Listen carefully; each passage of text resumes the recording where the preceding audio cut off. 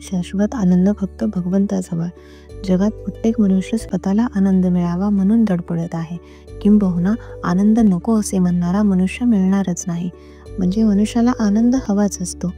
इतक्या धडपडीतून त्याला आनंद समाधान का बरे न मिळावे? याला कारण असे की हा शाश्वत आनंद एका भगवंता वाचून दुसरा कुठेही मिळणे शक्य नसल्या कारणाने त्याचे प्रयत्न व्यर्थ आहेत. त्या आनंदासाठी मला भगवंत पाहिजे असे मनापासून वाटले पाहिजे आणि त्यासाठीच आपण सर्वांनी नाम घेणे आवश्यक आहे. आपले मन भगवंताच्या चरणावर चिकटवून ठेवावे आणि देह प्रारब्धाच्या प्रवाहामध्ये सोडून द्यावा. कधी तो सुखात राहील तर कधी दुःखात राहील. कधी तो बरेच दिवस सरळ जाईल तर कधी तो मध्येच गचका खाऊन बुडायच्या बेताला येईल.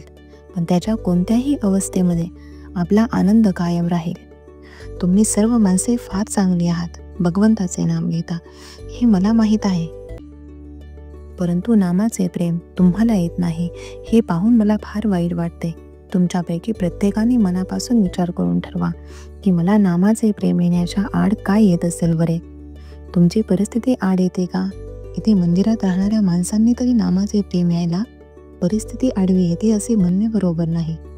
तुम्ही इथे आनंदाने राहा, मंदिरात जेवा आणि राम राम म्हणा असे मी सांगतो. पण या लोकांनी सुद्धा नामाचे प्रेम यायला परिस्थिती आड येते असे म्हटले तर बाहेरून येणाऱ्या लोकांना मी काय सांगू?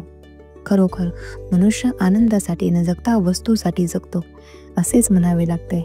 वस्तू ही सत्य नसल्यामुळे तिचे रूप अशाश्वत असते.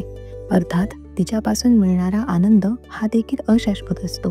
खरा आनंद हा वस्तूमध्ये नसून वस्तूच्या पलीकडे आहे. आपण भगवंताजवळ आनंद मागावा. त्याने वस्तू आणि आनंद दोन्ही दिले तर फारच बरे. मात्र चिरकाल टिकणारा आनंद हा नेहमी वस्तूरहितच असतो. एका स्टेशनवर पेरू चांगले मिळतात म्हणून एक जण गाडीतून खाली उतरला. तो पेरू घेण्याच्या नादी किती लागेल तर आपली गाडी न चुकणे इतका. हे जसे खरे त्याप्रमाणे आनंदाच्या आड येणाऱ्या वस्तूंच्या मागे लागणे बरे नाही. आनंद जोडणाऱ्या गोष्टींचा आपण विचार करूया आणि नामस्मरणात राहूया. काल जे झाले त्याबद्दल दुःख करू नये. उद्या काय होणार याची काळजी करू नये. आज मात्र आनंदात आपले कर्तव्य करावे. वेळ सापडताच तो व्यर्थ गप्पा गोष्टीत न घालविता नामस्मरण करावे.